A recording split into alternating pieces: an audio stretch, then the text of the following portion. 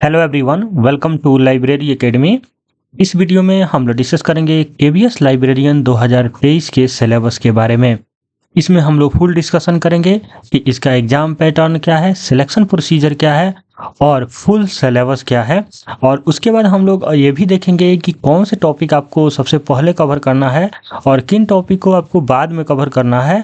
आप सभी टॉपिक को कवर करने के प्रयास करेंगे फर्स्ट अटेम्प्ट में। तो हो सकता है कि कहीं एग्ज़ाम अगर जल्दी हो जाए तो आप उन टॉपिक को नहीं अच्छा से कर पाएंगे जो इम्पोर्टेंट रहेगा। इसलिए हमें सबसे पहले उन टॉपिक को कवर करना चाहिए जो बहुत ज़्यादा इम्पोर्टेंट हो। तो इस लेक्चर में हम लोग इन सभी चीज़ों के बारे में डिस्कस करेंगे। अगर आप चैनल पे नए हैं तो चैनल ज़रूर सब्सक्राइब कर लीजिएगा, बेल आइकन को प्रेस कर दीजिएगा ताकि आपको सभी वीडियो का नोटिफिकेशन मिल सके। तो चलिए शुरू करते हैं लोग। अगर आप हमारा लाइब्रेरी एकेडमी ऐप डाउनलोड करना चाहते हैं तो ये स्कैन करके आप डाउनलोड कर सकते हैं। इसके अलावा अगर आप प्रिपरेशन करना चाहते हैं तो उसके लिए हम लोग बाद में बात करेंगे। सबसे पहले हम लोग सिलेबस और इनके प्रोसीजर वगैरह के बारे में देख लेते हैं। तो सबसे पहले हम लोग केवीएस लाइब्रेरियन 2023 के सिलेक्शन प्रोसीजर की बात करें तो इसमें देखिए सबसे पहले आपको सीबीटी कंडक्ट कराए जाएंगे जिसमें कंप्यूटर बेस्ड टेस्ट होंगे। और ये सीबीटी आपके जितने भी कंट्री के स्टेट हैं जैसे कि बिहार, यूपी, आंध्रा, केरला, सभी जगह सेंटर बनाए जाएंगे और वहाँ पे ये कंडक्ट होंगे। तो आपको पूरा उम्मीद है कि नज़दीक में ही एग्ज़ाम कराए जाएंगे। उसके बाद जो भी सीबीटी में स्टूडेंट, अब सीबीटी कितने नंबर का होगा, कैसे होगा, वो हम लोग एग्ज़ाम पैटर्न में देखेंगे। पहले हम लोग देख लेते हैं प्रोसीजर क्या है। तो सबसे पहले सीबीटी होगा। सीबीटी के बाद आपको शॉर्ट लिस्टेड किया जाएगा और सीबीटी के आधार पर आपको इंटरव्यू के लिए बुलाया जाएगा। तो इसका मतलब हुआ कि पहले सीबीटी होगा फिर इंटरव्यू होगा। और जो आपका सीबीटी होगा वो 180 मार्क्स के होंगे और उस 180 मार्क्स का 70% लिया जाएगा। और इंटरव्यू जो होगा वो 60 मार्क्स का होगा और 60 मार्क्स का आपका 30% लिया जाएगा। और इंटरव्यू का 30% और सीबीटी का 70%, 180 मार्क्स के 70% दोनों को ऐड करके फाइनल मेरिट लिस्ट बनाए जाएंगे। और उस फाइनल मेरिट लिस्ट के आधार पे आपको ज्वाइनिंग लेटर मिलेंगे। तो यहाँ पे आप देखेंगे कि the weightage of written test and professional competency, demo teaching and interview. तो यहाँ पे आप देखेंगे कि यहाँ पे आपको डेमो टीचिंग एंड इंटरव्यू लिखा गया है। और ये मैं अपने से नहीं लिखा हूँ, इनके ऑफिशियल नोटिफिकेशन में ये चीज़ लिखी गई है। जैसे आप देख सकते हैं जाके नोटिफिकेशन डाउनलोड करके, डेमो टीचिंग एंड इंटरव्यू। लेकिन आपका जो पोस्ट है वो लाइब्रेरियन का पोस्ट है, वो टीचिंग का पोस्ट नहीं है। इसीलिए उसमें डेमो टीचिंग लिखा तो गया है लेकिन ये नहीं होने वाला है। मुझे ऐसा लगता है कि ये नहीं होगा, सिर्फ आपको इंटरव्यू होगा। यहाँ लिखते वक्त जो टीचर का वैकेंसी आई हुई है उनके मतलब सभी में ये चीज़ लिखी गई है, डेमो टीचिंग एंड इंटरव्यू। तो शायद इसमें भी लिख दी गई हो, लेकिन मुझे नहीं लगता है कि आपका डेमो टीचिंग होगा क्योंकि ये टीचिंग पद नहीं है। हो सकता है आपसे कुछ बच्चों के बारे में पूछा जा सके कि क्या उनके क्या मतलब कोई नोवेल बताइए जो बच्चों पे आधारित हो या इस तरह से इंटरव्यू। तो उस इंटरव्यू हम लोग बाद में डिस्कस करेंगे, अभी बस मैं आपको ये चीज़ बता रहा हूँ। तो ये इंटरव्यू और रिटन टेस्ट के आधार पे आपका फाइनल मेरिट लिस्ट बनेगा और दोनों के नंबर जुड़ेंगे फाइनल मतलब जो फाइनल लिस्ट बनेगा उसमें। उसके बाद हम लोग बात करते हैं केवीएस एग्जाम पैटर्न का। देखिए इसमें दो पेपर होंगे। पहला पेपर होगा जो 80 मार्क्स का होगा, मतलब कि एक ही दिन होगा पेपर। और उसी एक ही दिन के पेपर में 180 मिनट का मतलब टाइम रहेगा, यानी 3 आवर का टाइम रहेगा। और उसी 3 आवर में 2 पार्ट होंगे, यानी पेपर 1 पेपर 2। तो पेपर 1 आपका टोटल 80 मार्क्स का होगा और पेपर 2 जो होगा वो 100 मार्क्स के होंगे, यानी 80 अंक और 100 अंक के पेपर होंगे। 80 अंक जो होंगे ये भी ऑब्जेक्टिव होंगे, प्रत्येक क्वेश्चंस 1 नंबर के होंगे। और 100 अंक जो होंगे वो लाइब्रेरी साइंस से रिलेटेड होंगे, वो भी प्रत्येक क्वेश्चंस 1 नंबर के होंगे और 100 क्वेश्चन होंगे। तो टोटल बने आपके 180 ऑब्जेक्टिव और टोटल आपके जो टाइम मिलेंगे वो 180 मिनट मिलेंगे। और प्रत्येक क्वेश्चंस मैंने आपको बता दिया कि 1 मार्क्स के होगा। और इसमें निगेटिव मार्किंग है, ध्यान रखिएगा, यहाँ मैंने लिखा नहीं है, 0.25 नंबर आपका निगेटिव मार्किंग है।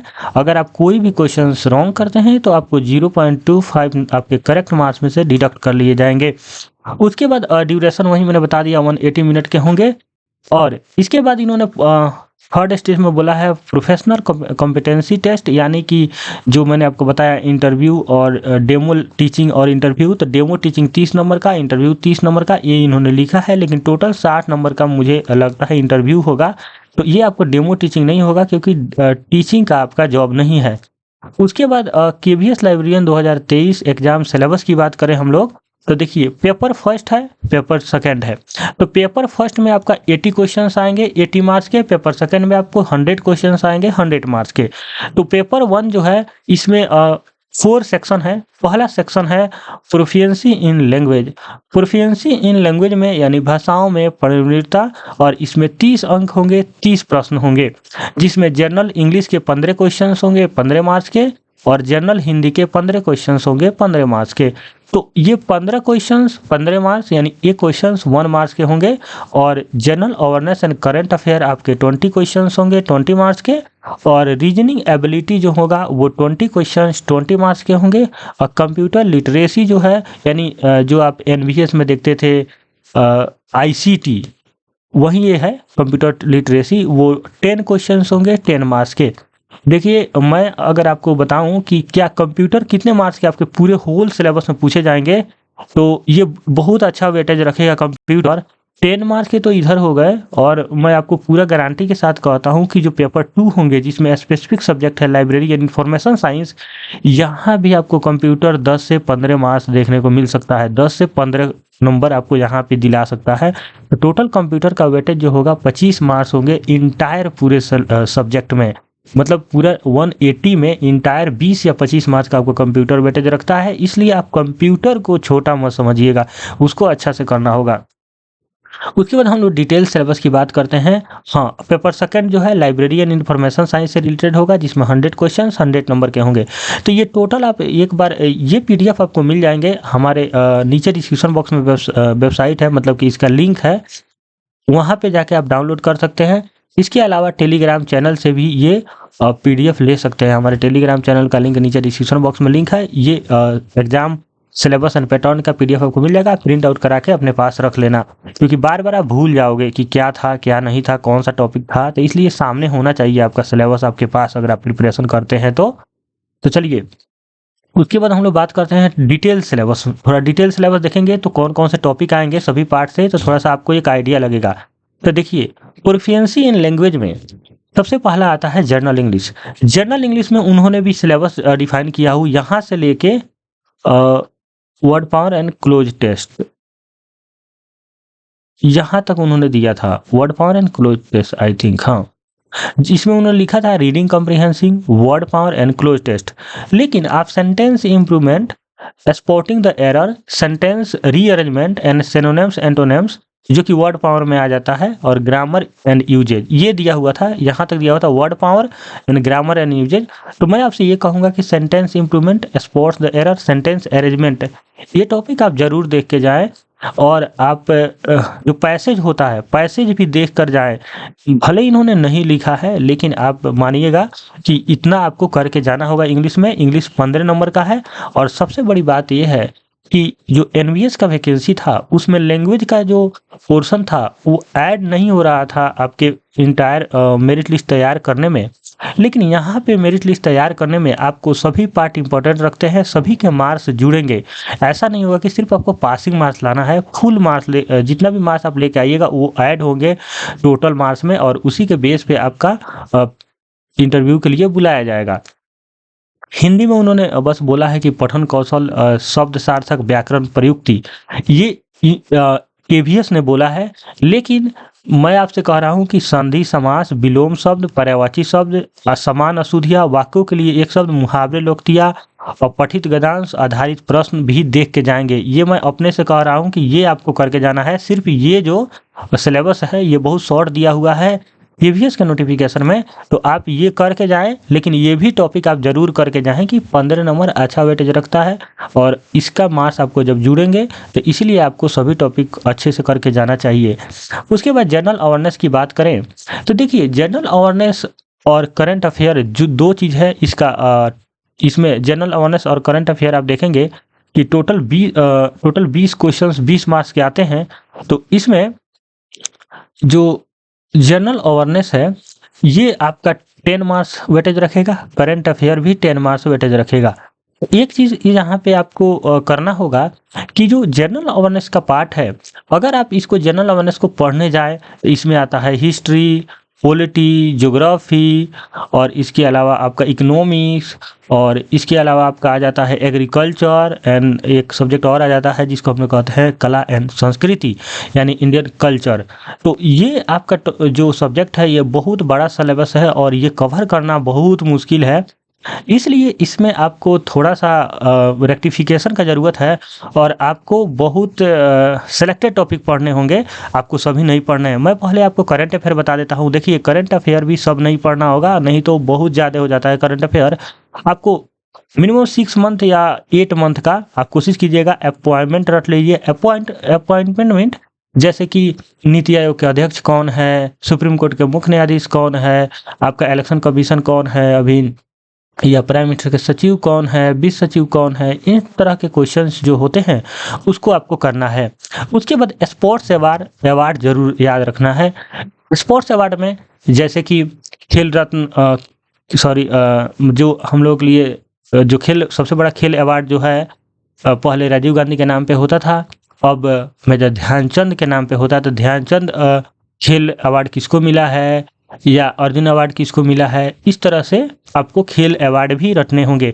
और इंटरनेशनल में जो विंबलडन होता है उसमें विंबलडन में कौन है, यानी कि जैसे फ्रेंच ओपन होता है, विंबलडन होता है और यूएस ओपन होता है, ऑस्ट्रेलियन ओपन होता है, उसमें लेडीज कौन जीती, जेंट्स कौन जीता या कॉमनवेल्थ गेम में कौन विजेता रहा। इस तरह के जो स्पोर्ट्स हैं, विजेता अवार्ड और प्लेयर से रिलेटेड कि ये खिलाड़ी किस खेल से जुड़ी हुई है, ऐसे पूछा जाता है कि ये खिलाड़ी किस खेल से जुड़ा हुआ है या यह खिलाड़ी किस खेल से जुड़ी हुई है। इस तरह से क्वेश्चंस आपको देखने को मिलते हैं। तो ये चीज़ें फिर एजुकेशनल अवार्ड कि रामानुजन अवार्ड किसको मिला, साहित्य अवार्ड में आप जाएंगे, वहाँ पे आपको जितने भी साहित्य अवार्ड होता है जैसे सरस्वती सम्मान किसको मिला या बहुत तरह के अवार्ड होता है, आपने देखा होगा, मैं अभी वो सबके जिक्र नहीं करना चाहता हूँ। तो वो चीज़ें आपको करने होंगे और उसके बाद टेक्नोलॉजी रिलेटेड जैसे इसरो, डीआरडीओ, इन सब के जो मिसाइल्स हैं उन पे क्वेश्चन काफ़ी अच्छे आ रहे हैं हर एग्ज़ाम में। चाहे ये मिशन जो शुरू कर रहे हैं कि शुक्र मिशन या मून मिशन या ह्यूमन को मून पे ले जाने वाला मिशन, जैसे सूर्य के लिए भारत सरकार यानी इसरो का क्या मिशन है, जैसे L1, ठीक है, सॉरी L1 कह रहा हूँ मैं, ये आदित्य L1। तो ये इस तरह के जो क्वेश्चंस होते हैं वो काफ़ी आपको देखने को मिलेंगे पेपर में। तो ये इस टाइप से आपको करंट अफेयर करने हैं। करंट अफेयर पूरा लेके मत बैठ जाइएगा, जो मैं आपको बता रहा हूँ सेलेक्टेड चीज़ें आप कीजिएगा। उसके बाद जनरल अवेयरनेस में आते हैं। जनरल अवेयरनेस में स्टैटिक सिर्फ आप पढ़ लीजिएगा। अगर आप पहले से विद्यार्थी हैं जीएस का, जैसे रेलवे का प्रिपरेशन किए हुए हैं या किसी और एग्जाम का जहाँ पे आपको जीएस पढ़ना हो, तो आपको काफ़ी हेल्पफुल होगा यहाँ पे। लेकिन अगर आप नए हैं और जीएस से बिल्कुल टच में नहीं है, तो आप स्टैटिक टाइप से जीएस पढ़ लीजिएगा, ज्योग्राफी में सेलेक्टेड टॉपिक पढ़ लीजिएगा, हिस्ट्री में सेलेक्टेड पढ़ लीजिएगा और आपको पॉलिटी में सेलेक्टेड पढ़ लीजिएगा। और उतना ज़्यादा फोकस मत कीजिएगा जीएस पे, क्योंकि जो जीएस है 5, 6, 4, 5 तो अपने से ही बस इतना ध्यान रखिएगा जीएस में कि आप इंडियन एग्रीकल्चर एंड कला पढ़ लीजिएगा कि कौन नृत्य किस स्टेट का है, कौन से स्टेट जो है वहाँ की क्या डांस है, जैसे सत्रिया डांस होता है या कुचिपुड़ी होता है, मतलब कहते हैं कि जैसे केरला का है या भरतनाट्यम है। इस तरह के चीज़ें जो पूछी जाती है एग्जाम में, उन सब के बारे में पढ़ लीजिएगा। तो आते हैं रीजनिंग एबिलिटी आप लोग पता है, रीजनिंग आप लोग कर लेंगे। तो रीजनिंग आप पूरा डिटेल में पढ़ लीजिएगा, जितने भी टॉपिक है एक भी छोड़िएगा मत, क्योंकि 20 नंबर का काफ़ी अच्छा रीजनिंग होता है। मैथ का सेक्शन नहीं है। उसके बाद कंप्यूटर लिटरेसी में आपको सब कुछ पढ़ना है, computer system, basic operating system, MS office, keyboard shortcuts and their usages, computer term abbreviation, computer network, cyber security and internet. यानी आप कंप्यूटर पूरा पढ़ लीजिएगा, जितना और भी टॉपिक अगर इसमें नहीं लिखा हुआ है वो सभी कंप्यूटर के टॉपिक पढ़ लीजिएगा, ठीक है। उसके बाद हम लोग बात करते हैं लाइब्रेरियन इन्फॉर्मेशन साइंस में। लाइब्रेरियन इन्फॉर्मेशन साइंस में 6 यूनिट है इसमें टोटल, और प्रत्येक यूनिट में 4-4 सेक्शंस है, 5-5, 6-6 सेक्शंस है। तो आपको इसको करना होगा अच्छे से। तो देखिए पहला है library and social institution, history and foundation of library. तो इसमें यही है कि लाइब्रेरी का शुरुआत भारत में 1910 में कैसे हुई, ये सब। उसके बाद डिफरेंट टाइप ऑफ लाइब्रेरी, जैसे academic library, public special library, UGC development of academic library, role of library of formal and informal education, Shivaji University Kolhapur, nominative principle of the information science, 5 law of library science. देखिए क्या होता है कि बच्चे ये वाला topic ढूंढते हैं, आप समझिए बात को। कहते हैं library as a social institute topic कराइए, लेकिन इस टॉपिक के अंदर ये 4 टॉपिक है, ये करना होता है, ये कुछ नहीं होता है। जैसे nominative principle of library and information science, ये कुछ भी नहीं होता है। इसके अंदर जो ये बॉडी है, ये होता है टॉपिक। तो बहुत सारे लड़के जब प्रिपरेशन करते हैं और मेरे पास कोर्सेज ज्वाइन किए हुए हैं, उनका कॉल आता है कि नॉमिनेटिव प्रिंसिपल लाइब्रेरी साइंस बताइए, तो वो कुछ नहीं होता है, ज़्यादा उसके लिए टेंशन मत लीजिए। ये जो टॉपिक है 5 लॉ ऑफ लाइब्रेरी साइंस, इसको करना है, उसका कैसे इम्प्लीकेशन कैसे है वो पढ़ना है। डेवलपमेंट ऑफ लाइब्रेरी यानी रेफरेंस लाइब्रेरी या बड़ौदा लाइब्रेरी सिस्टम, वो पढ़ना है। Library cooperation, resource sharing of library networking, ये पढ़ना है आपको। ये टॉपिक पढ़ना है, ये नहीं पढ़ना है। ये इसके अंदर ये 4 टॉपिक दिए हुए हैं, ये सभी को हम लोग नॉमिनेटिव प्रिंसिपल एक तरह से डाल दिए हैं। इस बात का आप ध्यान रखिएगा कि ये यूनिट का नाम है और ये इसके नीचे बॉडी जो है ये आपको पढ़ने हैं, ठीक है। नेक्स्ट पॉइंट हम लोग डिस्कस करते हैं। 1 सेकेंड। तो इम्पोर्टेंट क्या है, जैसे कि ये 2 हम लोगों ने देखा, इसमें इम्पोर्टेंट क्या है। देखिए ये जो टॉपिक है जनरल, ये आपको कर लेना चाहिए। जैसे टाइप ऑफ लाइब्रेरी, ये एक इम्पोर्टेंट हो जाएगा। रोल ऑफ यूजीसी इम्पोर्टेंट हो जाएगा। उसके बाद इसमें 5 लॉ इम्पोर्टेंट हो जाएगा। Implication of the library science important हो जाएगा। और फिर उसके बाद library cooperation and resource sharing and library networking, ये इंपॉर्टेंट हो जाएगा। इसका पीडीएफ निकाल के आप टिक कर लीजिएगा कौन कौन से इंपॉर्टेंट है। उसके बाद बात करते हैं law relating library and information science. तो देखिए इसमें जो library legislation need and essential feature, मतलब कि बेसिकली ये टॉपिक उतने इंपॉर्टेंट नहीं होता है, बस ये टॉपिक बहुत इंपॉर्टेंट है, लाइब्रेरी लेजिस्लेशन इन इंडिया। इसमें ना सभी स्टेट को आपको याद कर लेना होगा कि कौन से स्टेट में कब लॉ पास हुआ, लाइब्रेरी जो पब्लिक लाइब्रेरी एक्ट है कब पास हुआ है। दूसरा चीज़ इसमें ये भी आपको पढ़ना होगा कि कौन से स्टेट में टैक्सेस का प्रावधान है, कौन से स्टेट में टैक्सेस का प्रावधान नहीं है। तो मैं आपको सिंपल बताता हूँ, 5 राज्यों में टैक्सेशन का प्रावधान है।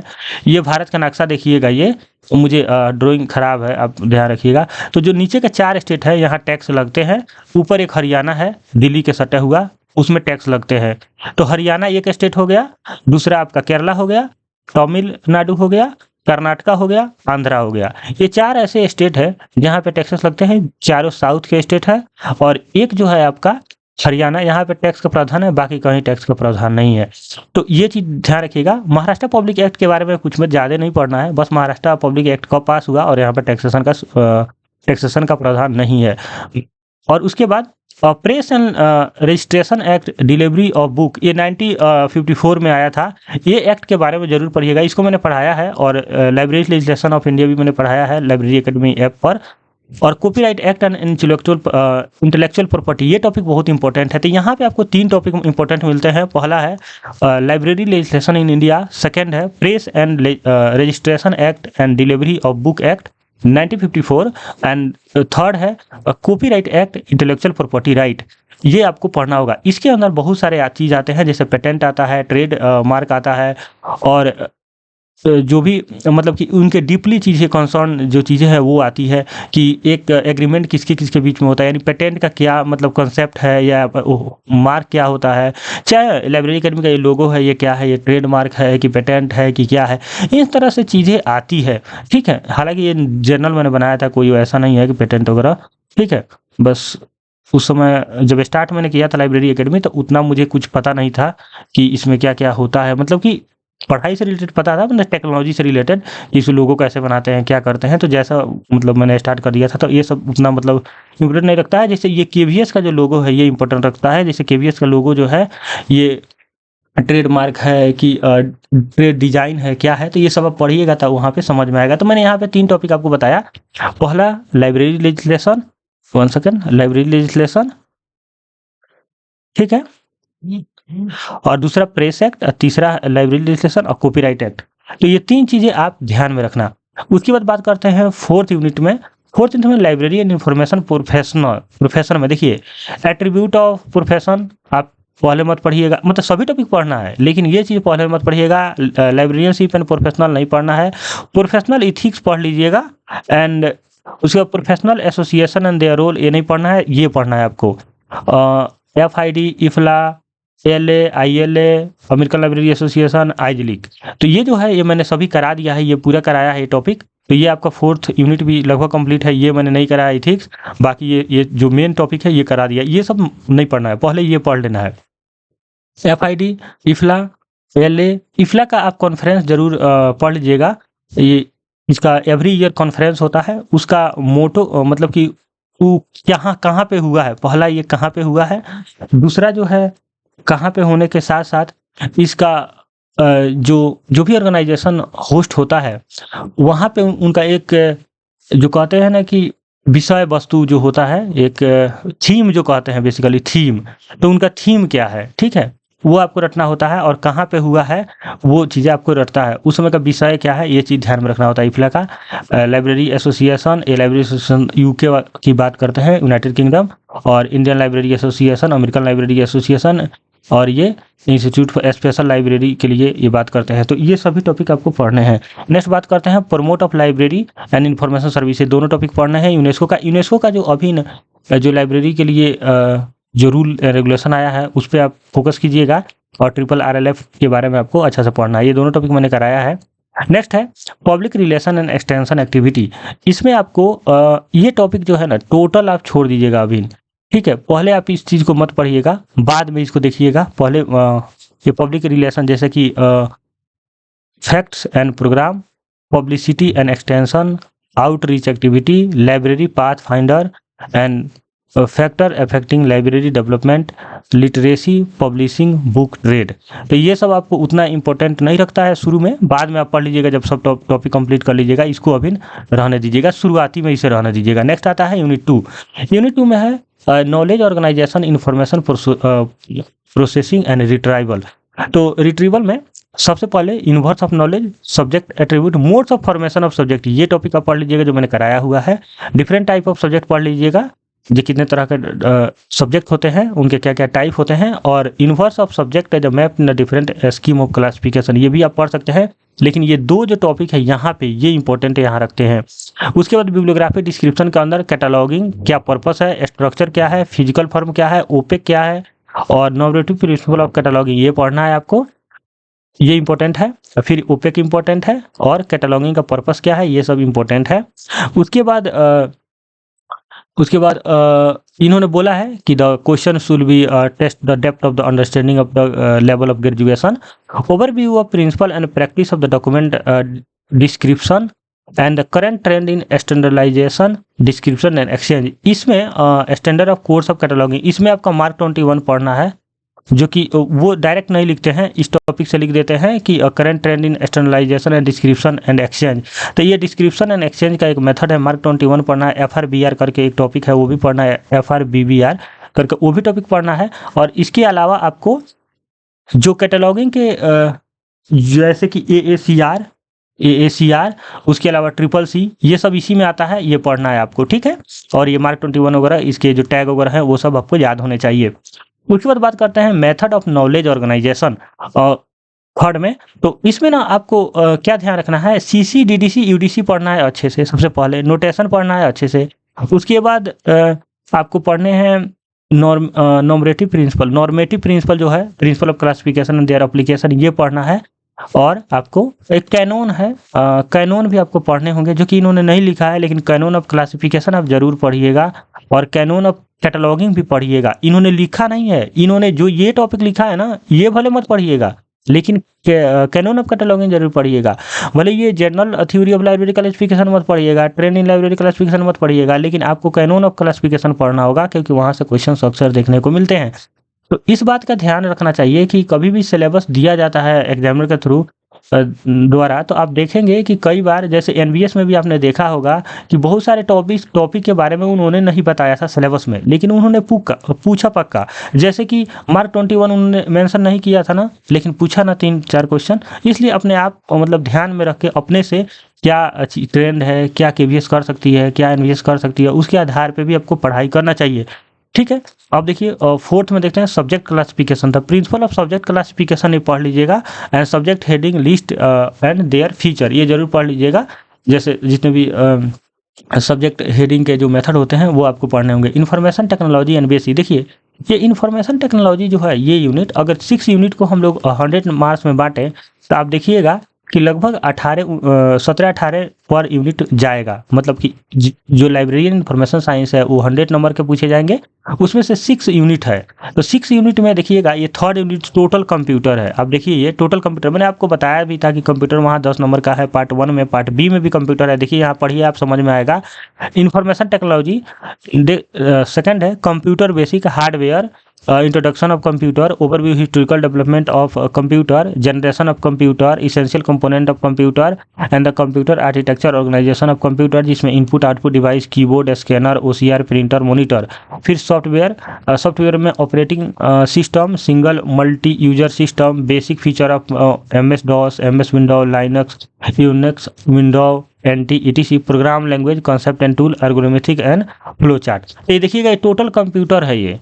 तो यहाँ पे अगर यहाँ से भी अगर 15 नंबर का आता है पर यूनिट, अगर 15 नंबर भी इसे दिया जाता है, 5×6=90 यानी 6 है यूनिट, तो 15 नंबर भी अगर किसी यूनिट को 15 नंबर भी अलॉट किए जाते हैं तो वहाँ 10 नंबर कंप्यूटर और प्लस 15 नंबर यहाँ है, तो टोटल 25 नंबर का कंप्यूटर हो गया। तो मैं आपको यही कह रहा था, कंप्यूटर बहुत ज़्यादा इंपॉर्टेंट पार्ट है इस सिलेबस का। नेक्स्ट आगे भी जाइएगा 6 में, जैसे कि डी बेस डेटाबेस और FoxPro, CDS-IS, SOUL, MS Access. तो MS एक्सेस अपने आप में कंप्यूटर हो गया, और फिर सॉल एक सॉफ्टवेयर है। CDS-IS 1985 में यूनेस्को द्वारा डेवलप किया गया था।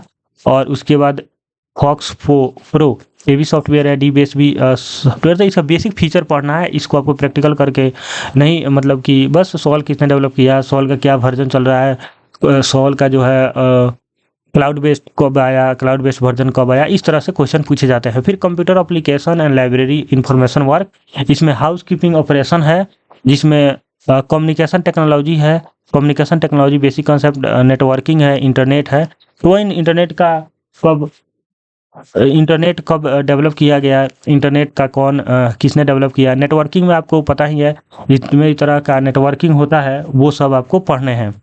उसके बाद फोर्थ यूनिट में मैनेजमेंट आ जाता है। मैनेजमेंट में आपको कंसेप्ट मैनेजमेंट का क्या रोल है, और क्यों मैनेजमेंट प्रिंसिपल किसने दिया, जैसे साइंटिफिक मैनेजमेंट, या आपका 14 मैनेजमेंट प्रिंसिपल किसने दिया, ये सब चीज़ें पढ़नी है। तो आप टॉपिक पढ़ लीजिएगा, कंसेप्ट, डिफिनीशन, अरेंजमेंट स्टाइलिश, ये उतना आप शुरू में मत पढ़िएगा, सबसे ज़्यादा यहाँ पढ़ना होता है। जैसे कि ये recruitment procedure, interpersonal relation, motivation theory, जैसे एक्स वाई थ्योरी इसी के अंतर्गत आता है, ये सब इंपॉर्टेंट है। उसके बाद बजटिंग इसमें इंपॉर्टेंट है इस पार्ट में, जैसे जीरो बजट बेस किसने किया, प्रोग्राम बजट था, जीरो बजट, ये सब जो टेक्निक है ये सब किसने डेवलप किया, पियरी ने दिया था, और उसके क्या फीचर हैं ये सब आपको पढ़ने होंगे। रिपोर्टिंग के बारे में आपको सब ये थ्योरेटिकल टाइप से टॉपिक है, उसको आपको करने होंगे। उसके बाद आता है सिस्टम एनालिसिस एंड डिजाइनिंग। तो ये टॉपिक थोड़ा सा इंपॉर्टेंट रखता है, हालांकि ज़्यादा पूछा नहीं जाता है। स्वेट के बारे में फुल फॉर्म पूछे गए थे 1-2 बार, और POT/COM के बारे में भी पूछा जाता है, तो ये टॉपिक आप कर लीजिएगा, ये शॉर्ट वगैरह कर लीजिएगा। उसके बाद टोटल क्वालिटी मैनेजमेंट, ये आप पढ़ लीजिएगा। उसके बाद लाइब्रेरी हाउस कीपिंग ऑपरेशन, मतलब होता है कि लाइब्रेरी के अंदर जितने भी सेक्शंस होते हैं वो सब सेक्शंस किस लॉ ऑफ लाइब्रेरी साइंस को सेटिस्फाई करते हैं, और उनका क्या क्या ऑपरेशन होता है, किनका क्या रेस्पॉन्सिबिलिटी होता है, ये चीज़ पढ़नी होती है। तो लाइब्रेरी हाउसिंग कीपिंग ऑपरेशन में देखिएगा, जैसे कि टेक्निकल प्रोसेसिंग यानी टेक्निकल सेक्शन, बुक ऑर्डरिंग यानी acquisition section, serial control, circulation section, maintenance section, stock verification, ये सब मेंटेनेंस सेक्शन करता है। इवैल्यूएटिंग एंड द वीडिंग मतलब इवैल्यूएशन एंड वीडिंग मतलब बुक को बाहर करना, जो बुक यूजफुल नहीं है या वो खराब हो गया है, ये सब टॉपिक। और ये है आर्काइविंग, कंजर्वेशन, प्रिजर्वेशन। तो देखिए ये टॉपिक मैंने नहीं कराया है, ये टॉपिक ये मैं कराऊँगा आपको। इसमें आपको कौन से मतलब केमिकल का यूज़ किया जाता है, क्यों प्रिज़र्व करते हैं, कितना ह्यूमिडिटी रहना चाहिए लाइब्रेरी का, इस तरह से क्वेश्चंस आपको देखने को मिलता है। तो ये जो टॉपिक है ये काफ़ी इंपॉर्टेंट है। ये सभी सेक्शंस के बारे में आपको पढ़ने होंगे। तो क्या होता है कि जैसे ये 4th नंबर यूनिट है ना, मतलब कि ये management and library information centre and institution, इसमें आपको जो इंस्टीट्यूशन है इसमें आपको मेनली क्या करना है कि बजट के बारे में पढ़ लेना है, लाइब्रेरी मैनेजमेंट के कंसेप्ट किसने दिया, टेक्निकल जो कहते हैं साइंटिफिक मैनेजमेंट किसने दिया, इस तरह से। और उसके बाद आपको इस टॉपिक पे ज़्यादा फोकस करना है कि इनके जो सेक्शंस हैं लाइब्रेरी के, जैसे acquisition section, technical section, maintenance section, reference section, ये जितने भी सेक्शंस हैं उनके बारे में आपको पढ़ना है। स्टॉक वेरिफिकेशन क्या होता है, ये चीज़ पढ़ना है। फिर से वीडिंग आउट क्या होता है। तो जितने भी ये टॉपिक है, ये जो 7 नंबर में, ये बहुत इंपॉर्टेंट है। उसके बाद बात करते हैं हम लोग 8 में प्लानिंग। एमबीओ जरूर पढ़िएगा। उसके बाद आपको library building, interior, exterior, furniture, इनके एसआई मॉडल जरूर पढ़िएगा कि ये कौन से एसआई मॉडल के अंतर्गत आते हैं, जो कि आपको एनबीएस ने इस बार क्वेश्चन भी पूछा था। तो वो जरूर पढ़ लीजिएगा, क्योंकि एनबीएस और केबीएस का एग्जाम लेने वाला जो संस्था है एक ही है। तो उनका क्वेश्चन पैटर्न और क्वेश्चंस बनाने की जो विधि होगा एक ही तरह से होने की संभावनाएं हैं, और उनका लेवल भी एक तरह से होने की संभावनाएं हैं। उसके बाद हम लोग बात करते हैं 9 नंबर में management of changes, the concept of changes, management of changes. तो ये सब टॉपिक रख दीजिएगा, बाद में देखेंगे। अभी उतना मतलब इम्पोर्टेंट नहीं है, लेकिन मैं आपको जो बता रहा हूँ वो सब इम्पोर्टेंट है। उसके बाद 5 नंबर में देखते हैं इन्फॉर्मेशन सोर्स एंड सर्विस। तो ये काफ़ी इम्पोर्टेंट होता है। इन्फॉर्मेशन सोर्स में सबसे पहले आपको ये जानना होगा कि documentary source of information, print and non print material क्या होते हैं, ये आपको टॉपिक पढ़ने होंगे। इलेक्ट्रॉनिक्स में इलेक्ट्रॉनिक्स मटेरियल क्या होते हैं, उनके क्या फीचर होते हैं, क्या स्कोप है, क्या उनका नेचर है, क्या कैरेक्टरिस्टिक है, ये सब चीज़ें पढ़ने होते हैं। उसके बाद सबसे ज़्यादा इंपॉर्टेंट जो होता है ना, ये पॉइंट है। देखिए ये पॉइंट, रेफरेंस सोर्स कैटेगरी में primary, secondary and tertiary information source, जैसे कि encyclopedia, dictionary, periodical, thesis book, year book, patent, trade literature, standard, monographs, reference book, year book, almanac, atlas, abstracting, indexing, periodical, bibliographic and handbook, ये सभी आपका primary, secondary, tertiary source of information के part होते हैं। और यहाँ से कभी बहुत अच्छे क्वेश्चन पूछे जाते हैं, और हमेशा पूछे जाते हैं। 2 क्वेश्चंस एवरी ईयर पूछे जाते हैं, मतलब जब भी एग्जाम होगा 2-3 क्वेश्चन यहाँ से आते हैं। तो ये चीज़ आपको जरूर पढ़ना चाहिए। Internet as a source of information topic है कि कैसे वो सोर्स ऑफ इंफॉर्मेशन है। रेफरेंस सर्विस में आपका रेफरेंस सर्विस क्या होता है, रेफरेंस सर्विस के क्या फ़ायदे हैं, किस लॉ को फॉलो करता है रेफरेंस सर्विस, रेफरेंस लाइब्रेरियन के क्या वर्क होता है, ये सब टॉपिक आपको पढ़ने हैं जो मैंने पढ़ाया हुआ है। उसके बाद यहाँ पे एक इंपॉर्टेंट टॉपिक आ जाता है CAS SDI, bibliographic referral document delivery and transaction service, ये भी टॉपिक इंपॉर्टेंट है। और आपका technique and evolution of altering service, CAS and SDI आपको पढ़ने हैं। उसके बाद बात करते हैं information system and their service, study of national international information system. देखिए यहाँ पे ना नेशनल एंड इंटरनेशनल जो सिस्टम एंड सर्विस की बात करता है, सिर्फ इन्होंने ये चीज़ लिख दिया है, और आप ये ढूंढिएगा तो कहाँ से पता कीजिएगा क्या है टॉपिक। तो मैं आपको इसको पढ़ाया हूँ अपने लाइब्रेरी एकेडमी कोर्सेस में, लाइब्रेरी एकेडमी ऐप पर। इसमें आप ध्यान रखिएगा, जैसे कि एग्रीस हो गया, ठीक है, एग्रीकल्चर के लिए, एटॉमिक के लिए INIS हो गया, ये एटॉमिक एनर्जी के लिए है इंफॉर्मेशन सिस्टम।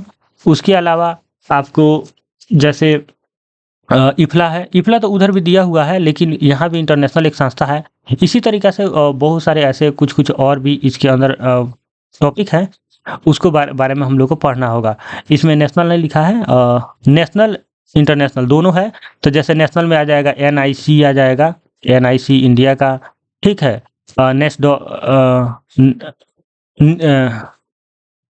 नेस्डॉक, इंसडॉक, नीस केयर, ये सब आ जाएंगे, इनफ्लिपनेट, ये सब आ जाएंगे, ठीक है। एक सेकंड, तो जैसे कि नीस केयर आ जाएगा, नीस केयर। अब नीस केयर नीस CPR हो गया, ध्यान रखिएगा, नीस CPR हो गया है। तो अब नीस CPR आ जाएगा, इनफ्लिपनेट आ जाएगा, ये सब इसी में आएंगे। और इंटरनेशनल जैसे एग्रीस हो जाएगा, INIS आ जाएगा, यूनेस्को का है वो आ जाएगा। इसके अलावा आपको इसमें पहले जो स्टॉक था उन सब के हिस्ट्री भी आ जाएंगे। भारत के भी जो इंफॉर्मेशन सिस्टम है वो भी सब आ जाएंगे।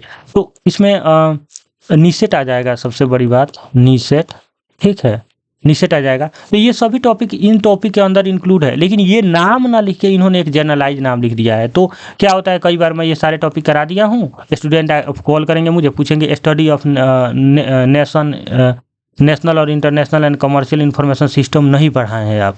तो उस समय क्या दिक्कत हो जाती है कि ये टॉपिक नहीं होता है कुछ, बस उसमें हाँ ये बता सकते हैं कि जो संस्था है वो ऐसे वर्क करती है, इसको हम लोग इंटरनेशनल और इसको नेशनल इंफॉर्मेशन सिस्टम कहते हैं, और नेशनल और इंटरनेशनल सिस्टम में ये पार्ट है और इसको हम लोग पढ़ रहे हैं। तो बस इतना बताना होता है। तो उसके लिए क्या आपको हैक्टिक नहीं होना है, आपको ये सब टॉपिक कर लेते हैं तो ये टॉपिक अपने आप हो जाएगा। और ये बहुत इंपॉर्टेंट है, यहाँ से 5-6 क्वेश्चन बनते हैं। ये जो इंटरनेशनल और नेशनल इंफॉर्मेशन सिस्टम है, यहाँ से 10 क्वेश्चन भी बन सकते हैं KVS NVS जैसे एग्जाम में। उसके बाद बात करते हैं हम लाइब्रेरी यूजेज। लाइब्रेरी यूजेज में एक सेकेंड,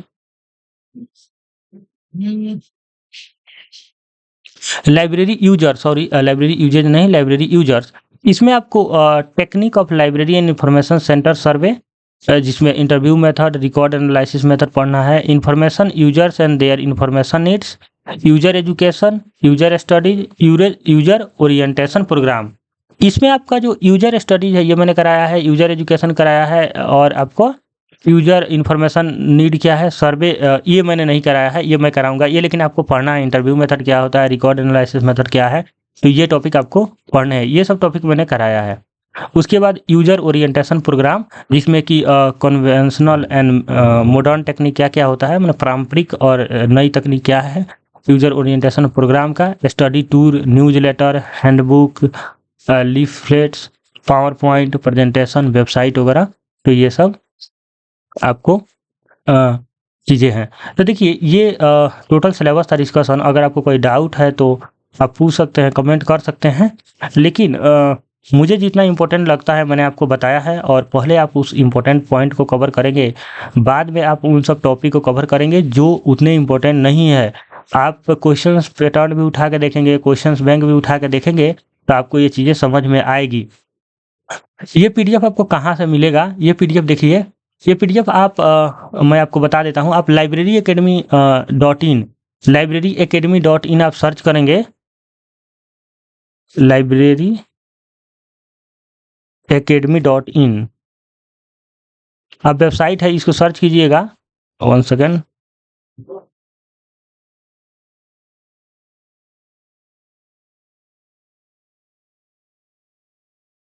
तो इसमें नेट नहीं कनेक्शन, ठीक है।